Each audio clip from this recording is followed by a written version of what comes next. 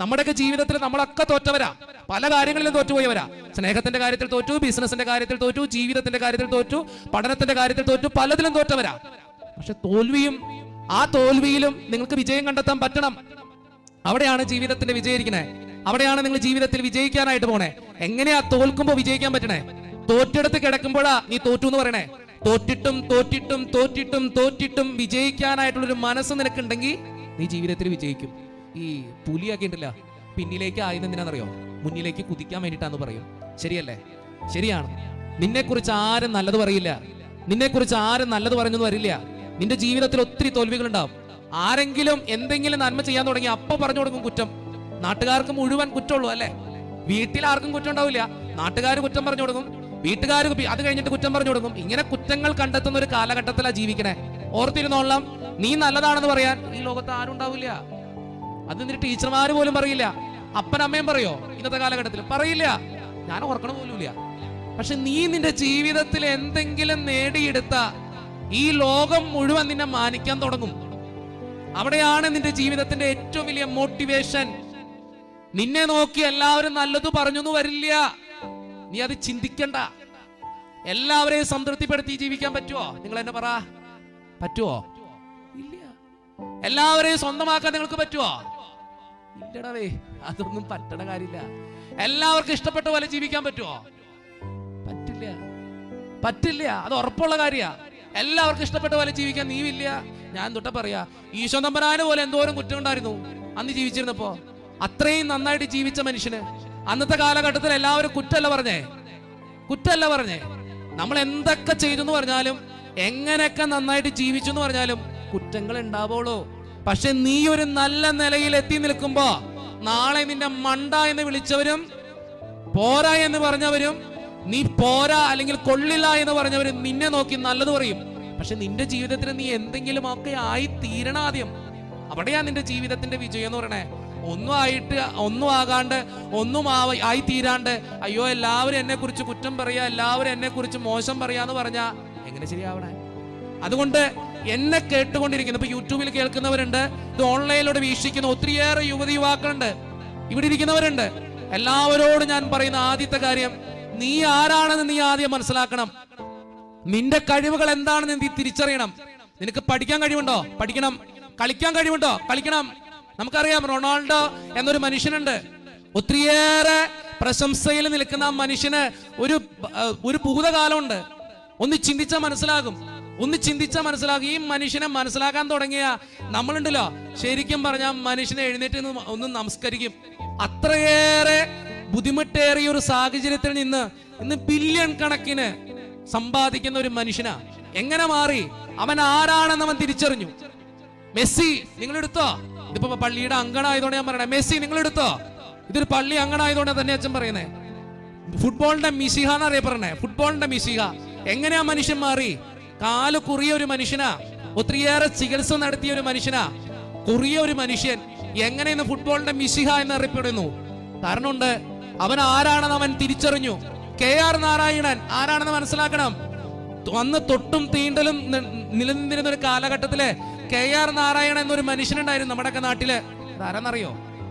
അറിയോ? KR നാരായണൻ ആരായിരുന്നു? രാഷ്ട്രപതിയായിരുന്നു. ആണോ? ആ മനുഷ്യന്റെ ജീവിതം അറിയോ? അമ്മ അടുക്കള ജോലിക്കാരിയായിരുന്നു. അമ്മ അടുക്കള ജോലിക്കായിട്ട് ഓരോ വീടിന്റെ വാതൊക്കെ ചെല്ലും, സ്കൂളിൽ ചെല്ലുമ്പോ ഉച്ചഭക്ഷണം ഇല്ല KR നാരായണന്. അന്ന് തൊട്ട് തടവോ തലോടലൊക്കെ, അന്ന് തൊട്ട് തീണ്ടലൊക്കെ ഉള്ളൊരു കാലഘട്ടം. KR നാരായണന് ഭക്ഷണമില്ല.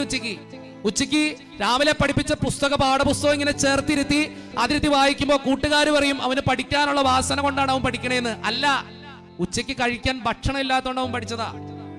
ഉച്ചയ്ക്ക് ഭക്ഷണം ഇല്ലാണ്ട് ക്ലാസ് വിട്ട് വൈകുന്നേരം ഓടി ചെല്ലുമ്പോ അവന് ചെല്ലുന്നത് ഓരോ അടുക്കളവാതിലേക്കും ചെല്ലും.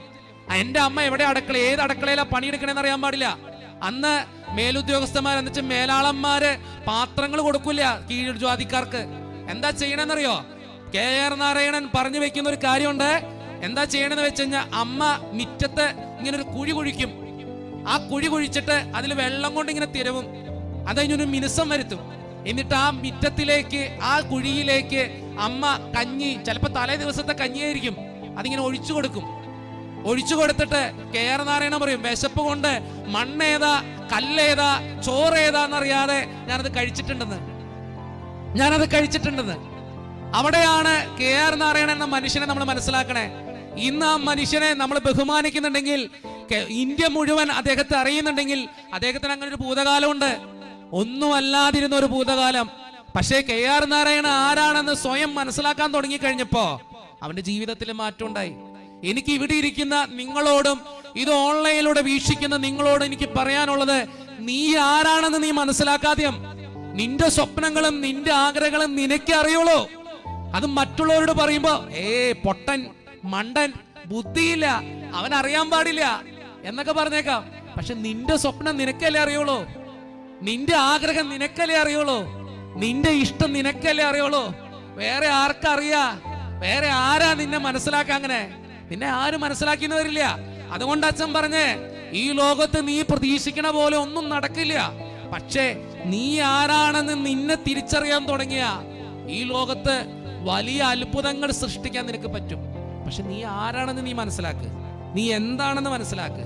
അവിടെയാ നിന്റെ ജീവിതത്തിന്റെ വിജയം, അവിടെയാ നിന്റെ ജീവിതത്തിൽ അനുഗ്രഹങ്ങൾ കിട്ടാൻ പോണേ. അപ്പൊ ഒന്നാമത്തെ കാര്യം, നീ ആരാണെന്ന് നീ മനസ്സിലാക്കണം. എന്നിട്ട് നീ ജീവിക്കാൻ നോക്കണം. അവിടെയാ നിന്റെ ജീവിതത്തിലെ വിജയം എന്ന് മനസ്സിലാക്കുക. ഒത്തിരി കഴിവുകളുണ്ട് നിനക്ക്, ഒത്തിരി കഴിവുകൾ, ഒത്തിരി അനുഗ്രഹങ്ങളുണ്ട്, ദൈവം തന്ന അനുഗ്രഹങ്ങൾ. ആ കഴിവുകളെയും അനുഗ്രഹങ്ങളെയും തിരിച്ചറിയുമ്പോ നിന്റെ ജീവിതത്തില് വിജയം ഉണ്ടാവും, നിന്റെ ജീവിതത്തില് വിജയം ഉണ്ടാവും. രണ്ടാമത്തെ കാര്യം അച്ഛൻ പറയുന്നത്, നീ ആരാണെന്ന് മനസ്സിലാക്കിയാൽ മാത്രം പോരാ, നിന്റെ കൂടെ ഉള്ളവരെ സ്നേഹിക്കാനും നിനക്ക് പറ്റണം. നീ ആരാണെന്ന് മനസ്സിലാക്കിയാൽ മാത്രം പോരാ, നിന്റെ കൂടെ ഉള്ളവരെ സ്നേഹിക്കാനും നിനക്ക് പറ്റണം. വിശ്വനാഥൻ പറഞ്ഞില്ലേ, നിന്നെ പോലെ നിന്റെ അയൽക്കാരനെ സ്നേഹിക്കണമെന്നാണ്. ഈശോ എപ്പോഴെങ്കിലും പറഞ്ഞോ അയൽക്കാരനെ സ്നേഹിച്ചിട്ട് നിന്നെ സ്നേഹിച്ചാൽ മതി എന്ന് പറഞ്ഞോ? ഇല്ല. നിന്നെപ്പോലെ നിന്റെ അയൽക്കാരനെ സ്നേഹിക്കണം എന്ന് പറഞ്ഞാൽ അതിന് അച്ഛൻ ആദ്യം പറഞ്ഞേ, ആദ്യം നീ ആരാണെന്ന് നീ മനസ്സിലാക്കിയിട്ട് നിന്നെ ഒന്ന് സ്നേഹിക്കുക. അപ്പോഴാണ് നിനക്ക് മറ്റുള്ളവരെ സ്നേഹിക്കാൻ പറ്റുള്ളൂ. നിന്റെ ഉള്ളിൽ സ്നേഹം ഉണ്ടെങ്കിൽ അത് മറ്റുള്ളവർക്ക് കൊടുക്കാൻ പറ്റുള്ളൂ. ചിലർ പറയാറുണ്ട്, എൻ്റെ അച്ഛോ ഞാൻ മോശമാ, എനിക്ക് അവരോടൊക്കെ ദേഷ്യ. കുറച്ച് നാളുകൾക്ക് മുമ്പ് എൻ്റെ ഒരു കൂട്ടുകാരൻ ഇങ്ങനെ ഒരു മെസ്സേജ് കിട്ടു, ഐ ഹേറ്റ് മൈ ലൈഫ് എന്ന് പറഞ്ഞിട്ട്. എനിക്ക് ദേഷ്യം എൻ്റെ ലൈഫിനോട്. പലരും പറയാറുണ്ട്, അച്ഛോ ഞാൻ ഒന്നുമല്ല അച്ഛോ, മടുത്ത് ജീവിതം നശിപ്പിച്ചു, എന്നെ കൊണ്ട് പറ്റില്ല. ആദ്യം നീ നിന്നെ സ്നേഹിക്കാണ്ട് എങ്ങനെയാ മറ്റുള്ളവരെ സ്നേഹിക്കാൻ പറ്റണേ? നിന്നെ സ്നേഹിക്കാതെ എങ്ങനെയാ നീ ആരാണെന്ന് തിരിച്ചറിയാൻ പറ്റണേ? നീ കുറച്ചൊക്കെ ഭംഗി നടക്ക്, നിനക്ക് ഇഷ്ടപ്പെട്ട പോലെ ജീവിക്കാൻ നോക്ക് കുറച്ചെങ്കിലും. അപ്പോഴാണ് നിന്റെ ജീവിതത്തിൽ ഒത്തിരിയേറെ അനുഗ്രഹം കിട്ടുക. ആദ്യം നീ ആരാണെന്ന് മനസ്സിലാക്കുക, അവിടെയാ ജീവിതത്തിൽ വിജയം ഉണ്ടാകണേ. രണ്ടാമത്തെ കാര്യം അച്ഛൻ പറഞ്ഞു, നീ ആരാണെന്ന് മാത്രം അറിഞ്ഞാൽ പോരാ, നിന്റെ സഹോദരനെ സ്നേഹിക്കാൻ പഠിക്കണം. കായലിനോട് ദൈവം ചോദിച്ചൊരു ചോദ്യമുണ്ട്, മോനെ കായലെ നിന്റെ അറിയോ, നിന്റെ പറഞ്ഞോ ആ സഹോദരൻ എവിടെയാ? അത് എവിടെ പോയാലും ചോദിക്കും കേട്ടോ. തമ്പുരാന്റെ മുമ്പിൽ ഈ ബലിവേദിയിൽ നിങ്ങളൊക്കെ ഒന്ന് പ്രാർത്ഥിക്കാൻ നിൽക്കുമ്പോ ദൈവം ചോദിക്കും, മോളെ എൻ്റെ ബേബി, എൻ്റെ മോളി, നിന്റെ സഹോദരൻ എവിടെയാ? നീ എന്താ അവരോട് ചെയ്തുകൊണ്ടിരിക്കണേ? ചോദിക്കും. നീ ആദ്യം തിരിച്ചറിയണം, നിന്റെ സഹോദരനെ സ്നേഹിക്കാൻ നിനക്ക് പറ്റുന്നുണ്ടോന്ന്. സ്വന്തം അപ്പൻ അമ്മേനെ സ്നേഹിക്കാൻ പറ്റണം ആദ്യം, സ്വന്തം ഭാര്യയെ സ്നേഹിക്കാൻ പറ്റണം ആദ്യം, സ്വന്തം മക്കളെ സ്നേഹിക്കാൻ പറ്റണം ആദ്യം. ഒന്ന് ഓർത്തു നോക്കിയാൽ നമ്മുടെയൊക്കെ കുടുംബ ജീവിതം അല്ലേ? നമ്മുടെ കുടുംബത്തിൽ സ്നേഹമൊന്നുമില്ല. ഈ ലോകത്തുള്ള എല്ലാവർക്കും നിങ്ങൾ രാവിലെ എഴുന്നേറ്റ് ഹായ് ഗുഡ് മോർണിംഗ് കഴിക്കും. സ്വന്തം ഭർത്താവിനോട് ആരെങ്കിലും പറഞ്ഞിട്ടുണ്ടോ ഗുഡ് മോർണിംഗ് എന്ന്? സ്വന്തം അപ്പനോട് പറഞ്ഞിട്ടുണ്ടോ ഗുഡ് മോർണിംഗ് എന്ന്? സ്വന്തം ഭാര്യയോട് പറഞ്ഞിട്ടുണ്ടോ ഗുഡ് മോർണിംഗ് എന്ന്? എപ്പോഴെങ്കിലും ചോദിച്ചിട്ടുണ്ടോ സുഖാണെന്ന്? ഈ ലോകത്തുള്ള എല്ലാവരെയും വിളിച്ച് അന്വേഷിക്കും അല്ലേ? എല്ലാവരെയും വിളിച്ച് ഫോൺ വിളിക്കും, എടിയേ സുഖാണോടാ നിനക്ക്? സ്വന്തം വീട്ടിലെപ്പോഴെങ്കിലും ചോദിച്ചിട്ടുണ്ടോ? സ്വന്തം ഭർത്താവിനോട് ചോദിക്കാറുണ്ടോ? സ്വന്തം ഭാര്യയോട് ചോദിക്കാറുണ്ടോ?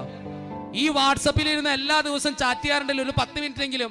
ആ 10 മിനിറ്റ് ചാറ്റിംഗ് എങ്കിലും സ്വന്തം മക്കളുടെ അടുത്ത് ചെയ്യാറുണ്ടോ? നമ്മുടെയൊക്കെ ജീവിതതാ, നമ്മുടെയൊക്കെ കുടുംബതാ. ഈ ലോകത്തുള്ള എല്ലാവർക്കും ചാറ്റിംഗ് ചെയ്യുമ്പോ, ഈ ലോകത്തുള്ള എല്ലാവർക്കും ഹായ് അയക്കുമ്പോ, ഈ ലോകത്തുള്ള എല്ലാവർക്കും ഗുഡ് മോർണിംഗ് അയക്കുമ്പോ നീ ഒന്ന് ഓർക്കേണ്ട ഒരു കാര്യമുണ്ട്. നിന്റെ ജീവിതത്തിൽ ഒരു പ്രശ്നം പറ്റി, നിനക്കൊരു ആക്സിഡന്റ് പറ്റി, നീ കിടന്നുപോയാ നിന്നെ ശുശ്രൂഷിക്കാൻ ഇവരേ ഉള്ളൂ. നമ്മുടെ കുഴപ്പമെന്ന് പറയോ, നമ്മുടെ കൂടെ ഉള്ളവരെ സ്നേഹിക്കാൻ നമ്മൾ മറന്നുപോയിക്കൊണ്ടിരിക്കുക. നമ്മുടെ സ്നേഹത്തിന്റെ ഏറ്റവും വലിയ കുഴപ്പം എവിടെയാ? കൂടെയുള്ളവരെ സ്നേഹിക്കാൻ മനസ്സില്ല, ക്ഷമിക്കാൻ മനസ്സില്ല, പൊറുക്കാൻ മനസ്സില്ല, വിട്ടുകൊടുക്കാൻ ഇഷ്ടമല്ല. എന്താ ഈഗോ? കഴിഞ്ഞ ദിവസം കുറച്ച് നാളുകൾക്ക് മുമ്പ് ഒരു അമ്മച്ചി വന്നിട്ട് പറയാ, അച്ഛ കല്യാണം കഴിഞ്ഞിട്ട് 26 വർഷമായി, പക്ഷെ ഇപ്പോഴും എൻ്റെ ഭർത്താവിനെ മനസ്സിലാക്കി എനിക്ക് പറ്റണില്ല, കൂടെ കിടക്കണ ആളെ മനസ്സിലാക്കാൻ പറ്റണില്ല. പിന്നെ എന്തുട്ട് ജീവിതാണെന്ന് നിങ്ങൾ പറയണേ? ലോകത്തുള്ള എല്ലാവർക്കും നന്മ പറയും, സ്വന്തം ഭാര്യയുടെ ഒരു നന്മ അറിയില്ല അല്ലേ? സ്വന്തം കൂട്ടുകാരുടെ നന്മ അറിയില്ല. കുറ്റപ്പെടുത്താവുന്നതിന്റെ പരമാവധി കുറ്റപ്പെടുത്തും. നമ്മുടെ ജീവിതം ഒന്ന് പരിശോധിക്കണം. നല്ലതാ. നിങ്ങൾ നിങ്ങളിലേക്ക് ഒന്ന് തിരിഞ്ഞാൽ മതി, നിങ്ങളുടെ ജീവിതത്തിൽ വിജയം ഉണ്ടാകും. അത് അച്ഛൻ ഇതിന് ഇൻസൈഡ് എന്ന് പറഞ്ഞേ. നീ ഒന്ന് തിരിയേ, നിന്റെ കുടുംബത്തിലേക്ക് ഒന്ന് തിരിയേ, നിന്റെ കുടുംബ ജീവിത പങ്കാളിയിലേക്ക് നീ ഒന്ന് തിരിയേ, നിന്റെ മക്കളിലേക്ക് നീ ഒന്ന് തിരിയേ. നമ്മുടെ കുഴപ്പം എവിടെയാ? നമ്മൾ തിരിയില്ല. അയൽവക്കത്തിൽ നിന്ന് ഒരു കറി കിട്ടി കഴിഞ്ഞാൽ പറയും, സൂപ്പർ കറിയാട്ടാ, എന്നെ സ്വന്തം ഭാര്യ ഉണ്ടാക്കി തന്നാ പറയോ? ഇവിടെ ഇരിക്കുന്നവരോട് പറയാറുണ്ടെന്ന് തോന്നുന്നല്ലേ? എല്ലാവരും നല്ല സ്നേഹത്തോടെ കേട്ടിരിക്കണ്ട, അതുകൊണ്ട് പറഞ്ഞതാ. അപ്പുറത്തെ വീട്ടിലെ ഭർത്താവാണ് ഭർത്താവ്, എന്റെ ഭർത്താവോ ഒരു പൊട്ടൻ, ബുദ്ധിയില്ല, ഇതില്ല. ഇവിടെ ഇരിക്കുന്ന മക്കളോട് ചോദിച്ചോക്കേ, മക്കളെ ഇവിടെ മക്കളോടൊരു ചോദ്യം കേട്ടോ. നിങ്ങളുടെ മാതാപിതാക്കൾ അപ്പുറത്തെ വീട്ടിലെ കൊച്ചങ്ങളെ നോക്കിയിട്ട് പറയാറുണ്ട്, ആ കൊച്ചങ്ങളെ നോക്കി പഠിക്കണമെന്ന് പറയാറുണ്ടാ? തലാട്ട് നന്നായിട്ട് പറയാറുണ്ടാ? മിണ്ടണ്ട, തലയാട്ടിയാ മതി. ഇല്ല എന്നാ ഉണ്ടെന്നാണോ? നിന്റെ ഉണ്ടോ? അവന്റെ ഉണ്ട്. നിന്റെ ഉണ്ടോ? നിന്റെ ഉണ്ടോ? അല്ലാത്തിന്റെ ഉണ്ട്. ഒന്ന് ഓർത്ത് നോക്കി, ദൈവം തന്ന ദാനമാണ് നമ്മുടെ മക്കള്. ആ മക്കളെ പോലും അക്സെപ്റ്റ് ചെയ്യാൻ ഇന്നും പറ്റിയിട്ടില്ല. ശരിയല്ലേ? സ്വന്തം ജീവിത പങ്കാളി ദൈവം തന്നതാ, എന്നാ അതിന് പോരാ. ഈ ലോകത്ത് ആരാടാ പെർഫെക്റ്റ് ആയിട്ടുള്ളത്? ആർക്കാ കുറവില്ലാത്ത? ആർക്കാ പോരായ്മയില്ലാത്ത? ആർക്കാ കുറവുകളില്ലാത്ത? ഈ പ്രസംഗിക്കണ എനിക്ക് എന്തോരം കുറവാന്നറിയോ? എൻ്റെ ഇടവക്കാര് സഹിച്ചോണ്ടിരിക്കുക. അതുകൊണ്ടാ പറയണേ. ഇവിടെ ഇരിക്കുന്ന ജോജോച്ചന് ചിലപ്പോൾ കുറവുണ്ടായില്ലിരിക്കാം, ചിലപ്പോൾ തോമസ് അച്ഛന് കുറവില്ലായിരിക്കാം. കുറവുകൾ എല്ലാവർക്കും ഉണ്ട്, പോരായ്മകൾ എല്ലാവർക്കും ഉണ്ട്. അത് മനസ്സിലാക്കി അക്സെപ്റ്റ് ചെയ്തുകൊണ്ട് മുന്നോട്ട് പോയാൽ ജീവിക്കാൻ പറ്റുള്ളൂ. ഇല്ലെങ്കിൽ നിങ്ങളുടെ കുടുംബം ഒരു നരക. ചിന്തിച്ചാ മതി അത്. ഇന്ന് പലരുണ്ടല്ലോ, പലരും വന്നിട്ട് പറയും, അച്ഛോ എന്റെ ജീവിത പങ്കാളി കൂടെ ജീവിക്കാൻ പറ്റണില്ല. കഴിഞ്ഞ ആഴ്ച ഒരു കേസ് വന്നേക്കാ, വലിയ കുഴപ്പമൊന്നുമില്ല, ഭർത്താവ് മാറി താമസിക്കാൻ പോയേക്കാ. ഞാൻ ചോദിച്ചു, ചേട്ടാ എന്താ കാര്യം? ഒരു കാര്യമില്ല അച്ഛാ. ഞാൻ ചോദിച്ചു, പിന്നെ എന്തിനാ ചേട്ടാ മാറി താമസിക്കണേ? അവൾ എന്നെ അംഗീകരിക്കണില്ല അച്ഛോ,